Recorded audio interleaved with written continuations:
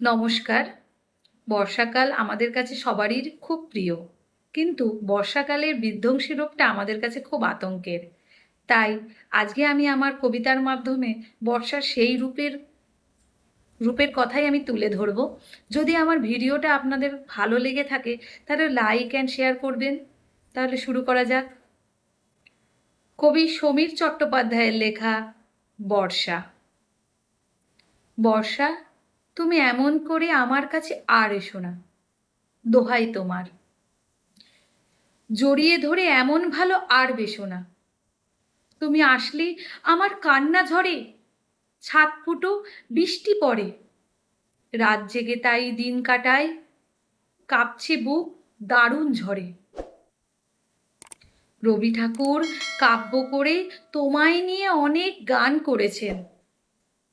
বৃষ্টি ভেজা বর্ষা রাতে ছাতা ফুটো জলে শান সেরেছেন।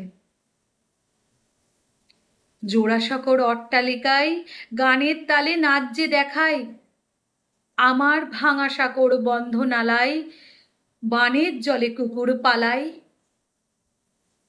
বৃষ্টি জলে হাজা ধরে পিছলে গিয়ে পাকে পড়ে, বিনা তেলে প্রদীপ জ্বলে, উনুন ভিজে আজ কি ধরে। বর্ষা এলে বস্তি গলে, হাঁটু জলে মানুষ চলে। বাস্ত ছেড়ে তান শিবিরে চলছে মানুষ দলে দলে। নমস্কার।